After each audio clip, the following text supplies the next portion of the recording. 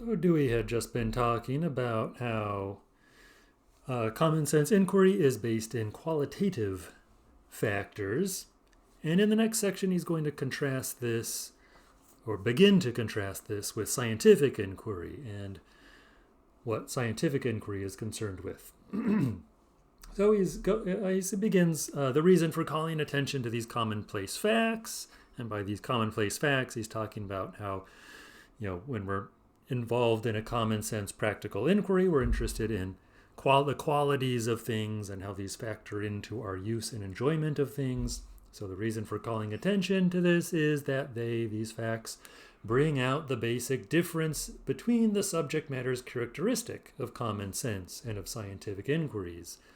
And they also indicate the differences between the problems and procedures of inquiry that are characteristic of common sense in different stages of culture.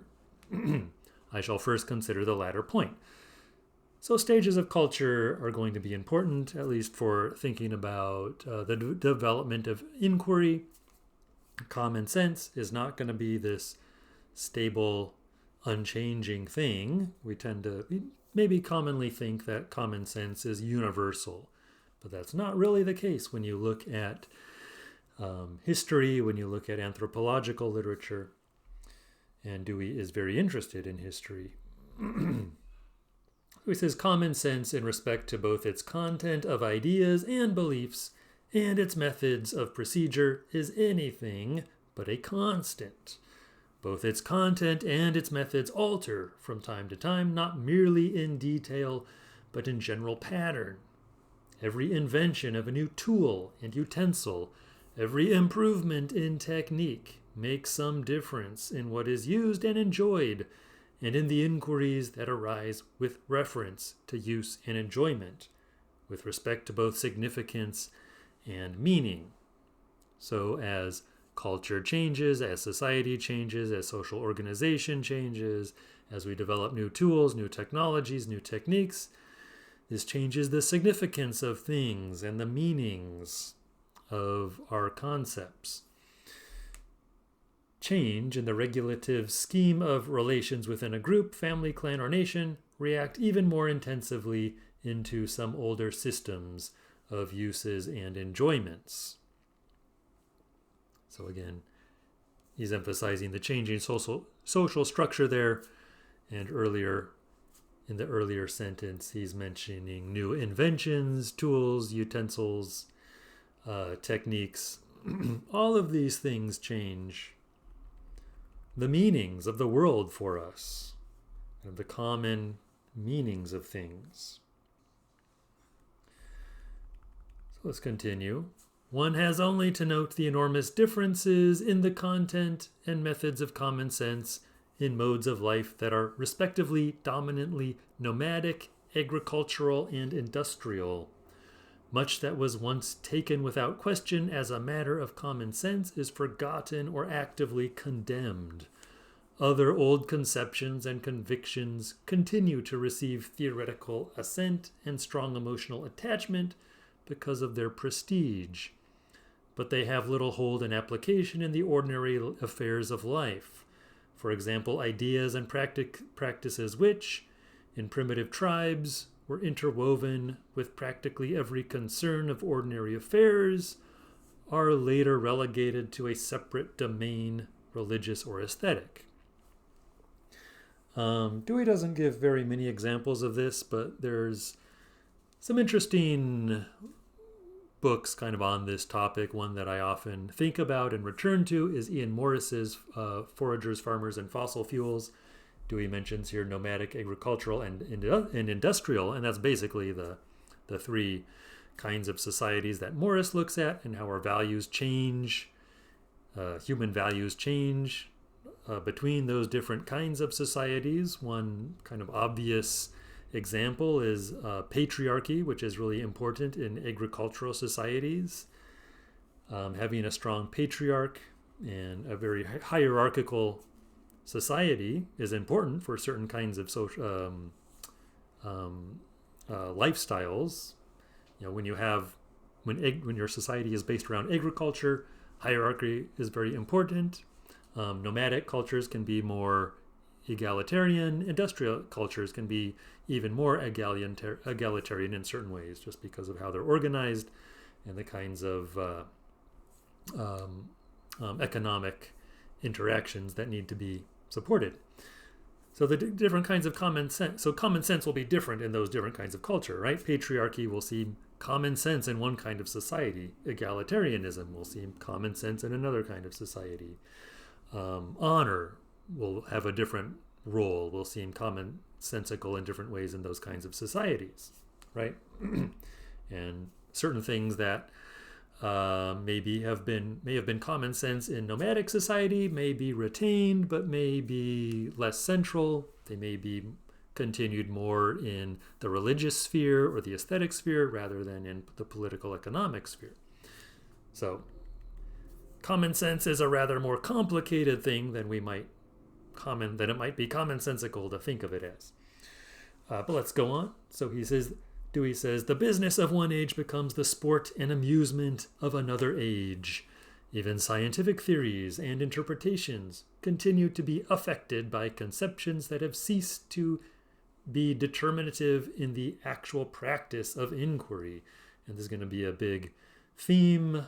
This is a big theme in some of Dewey's work, looking at how past ideas that are maybe not very useful anymore continue to have a kind of subconscious effect on how we think about the world in the present. You kind of think about superstitions, right? You continue to have these superstitions, even though rationally we know they aren't true, don't have a real effect, or need not have a real effect, but we still kind of act as if they do. The special bearing of the fact that common sense is anything but a constant upon logical formulations will concern us in the sequel. So later on, I'll deal with that. Here, it is enough to call attention to a point which will later receive detailed examination, namely the very fitness of the Aristotelian logical organon in respect to the culture and common sense of a certain group in the period in which it was formulated, unfits it to be a logical formulation of not only the science, but even of the common sense of the present cultural epoch. So basically, Aristotelian logic was developed within a particular social context for particular purposes at that time, which makes it not fit, not appropriate for use in the current era, either in common sense or in science. So again, logic is not this universal thing. It's something that develops. It's not an eternal thing that you can just apply at any place at any time. It always develops along with the society, along with new technologies, new techniques, new ways of life. And so you can't take the logic of one historical period and apply it in a new time without some not wanted consequences. So let's continue on.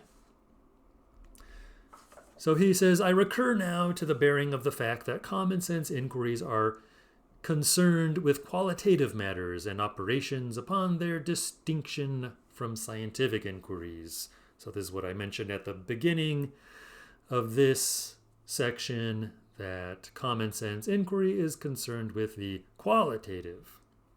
And that's going to distinguish it from scientific inquiry. Fundamentally, the distinction is that brought out in the previous chapter, namely that between significances and meanings that are determined in reference to pretty direct existential application, and those that are determined on the ground of their systematic relations of coherence and consistency with one another. So again, this distinction between common sense and science, where common sense is concerned with pretty direct existential applications. So so practical affairs, right? We're concerned with use and enjoyment in relatively immediate situations, whereas science is more concerned with how things fit together in a more abstract way, the coherence and consistency of meanings, not with their immediate application.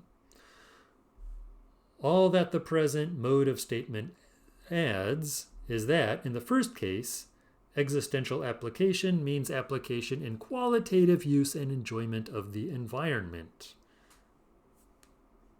Right, so that's common sense inquiry and practical situations, right? On the other hand, both the history of science and the present state of science prove that the goal of the systematic relationship of facts and conceptions to one another is dependent upon elimination of the qualitative as such and upon reduction to non-qualitative formulation. So common sense is about the qualitative matters in a situation. Science is about getting rid of the qualitative in order to do something else, to put things in more systematic relation to one another. The problem of the relation of the domain of common sense to that of science has notoriously taken the form of opposition of the qualitative to the non-qualitative, right? Common sense being qualitative, science being non-qualitative, largely but not exclusively the quantitative. So science has often been conceived in terms of the quantitative, making everything reducible to mathematical formulation, especially. The difference has often been formulated as the difference between perceptual material and a system of conceptual constructions. So common sense having to do with the perceptual world, science having to do with the system of concepts, of conceptual constructions. This is kind of one common way that the difference has been thought about. In this form, it has constituted, in recent centuries, the chief theme of epistemology and metaphysics. From the standpoint that controls the present discussion, the problem is not epistemological, save as that word means the logical, nor is it metaphysical or ontological. So the problem of the difference between common sense and science is not one of epistemology, about how we know things, nor is it one of ontology, about different kinds of things. So it is logical. So sometimes epistemological can be very close to logical, and pragmatism kind of replaces epistemology with logic often. But he's going to emphasize that that the difference between common sense and scientific inquiry is not a matter of epistemology, about how we know. It's not a matter of an ontology. It's not a matter of what we are knowing about, but it's more of a logical matter. So it goes on, in saying that it is logical, it is affirmed that the question at issue is that of the relation to each other of different kinds of problems, since difference in the type of problem demands different emphases in inquiry. So common sense and science deal with different kinds of problems. They're not really different ways of knowing. They're not about different kinds of stuff. They're about different kinds of problems. It is because of this fact that different logical forms accrue to common sense and scientific objects. Common sense objects and scientific objects demand different logical forms. From this point of view, the question summarily stated, let me try that sentence again. From this point of view, the question, summarily stated, is that of the relation to each other of the subject matters of practical uses and concrete enjoyments and of scientific conclusions, not the subject matter of two different domains, whether epistemological or ontological. So the question is about how we relate practical uses, concrete enjoyments of the environment to scientific conclusions about the environment. So it's not a question of, again, epistemology, how we know about the world, or ontology, so what the world is. The conclusion to be later reached is here anticipated to serve as a guide in following the further discussion. So these are the anticipation of the conclusions. So 1, scientific subject matter and procedures grow out of the direct problems and methods of common sense, of practical uses and enjoyments, and 2, react into the latter in a way that enormously refines, expands, and liberates the contents and the agencies at the disposal of common sense. So you can see common sense as basic here, right? We're all born into common sense in a way before we become scientists. We live in a common sense world based on how we grow up and the culture around us and all of that stuff. And then science grows out of that to deal with particular problems, right? It grows out of the direct problems and methods of common sense. It's a development of that. And then it reacts into that. It kind of feeds back into that to refine our ability to solve things in the common sense world. It refines our common sense, expands our common sense. Can say expands kind of how we can use common sense, the domains in which we can solve kind of practical problems. But yeah, expands and liberates refines, expands, and liberates the contents and the agencies at the disposal of common sense. It makes common sense more powerful, more useful, able to deal with a wider variety of situations and problems and objects and so on. The separation and opposition of scientific subject matter to that of common sense, when it is taken to be final, generates those controversial problems of epistemology and metaphysics that still dog the course of philosophy.